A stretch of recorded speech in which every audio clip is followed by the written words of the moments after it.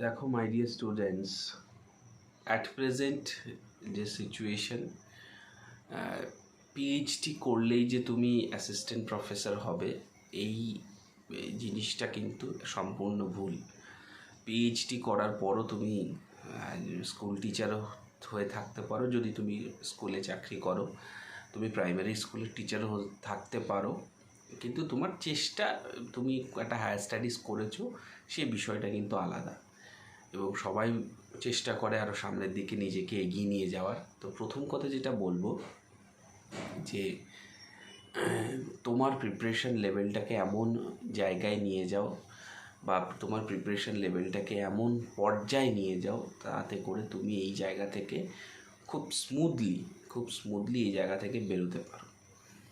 আচ্ছা, দ্বিতীয় যে জিনিসটা পয়েন্ট আউট করবো সেটা হচ্ছে কলেজ সার্ভিস কমিশনে যে পরিমাণ টেন্টেটিভ ভ্যাকেন্সি থাকে, শুধুমাত্র ওয়েস্ট বেঙ্গল কলেজ সার্ভিস কমিশনে অ্যাপ্লিকেশান সাবমিট করলে তো তোমাকে হবে না, তোমাকে আদার্স কলেজ সার্ভিস কমিশনের জন্য পড়াশুনো করে প্রিপারেশান নিয়ে সামনের দিকে এগিয়ে যেতে হবে।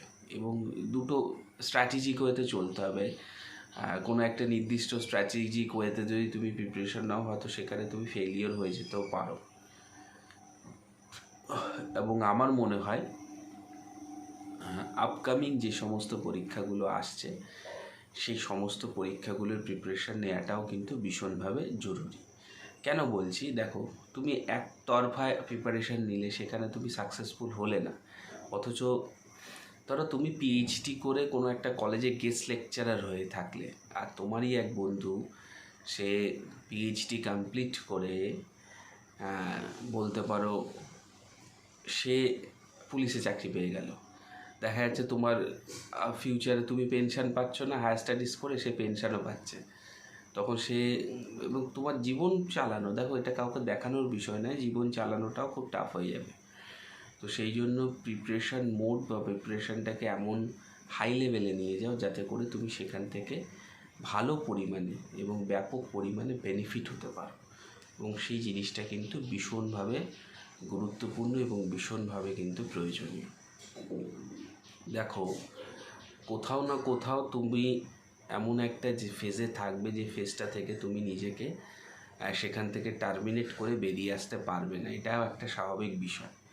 কিন্তু ভালো থাকার জন্য এটাও একটা বিষয় যে সঠিক সময় সঠিক ডিসিশান, এবং সঠিক সময় সঠিক ডিসিশান যদি হয়ে থাকে তুমি অবশ্যই কিন্তু সাকসেসফুল হবে।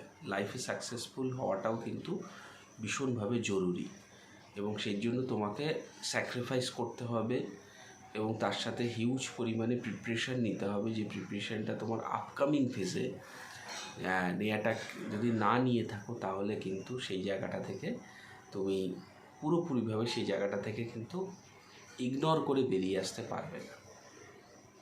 ওই জন্যে খুব মন দিয়ে প্রিপারেশান নিয়ে এবং সঠিক সময় সঠিক ডিসিশান নেওয়াটাও কিন্তু খুব ভীষণভাবে জরুরি।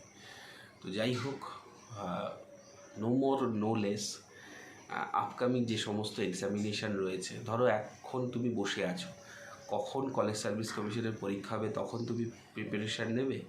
তার থেকে তুমি চেষ্টা করো এক একটা কীরকম করে চেষ্টা করবে, সব চারিদিকে চেষ্টা করবে না, কিছু বেসিক জায়গাকে তুমি দখল করো যে আমি এই জন্য প্রিপারেশান নেব, এই জন্য আমি এখন থেকে জার্নিটা শুরু করি। এই রকমভাবে তোমার যদি প্রিপারেশান স্ট্র্যাটেজিক ওয়েতে তুমি নিতে পারো তাহলে কিন্তু অবশ্যই তুমি কিন্তু সেই জায়গাটা অ্যাচিভ করতে পারবে যেটা তুমি অ্যাকচুয়ালি চাইছো।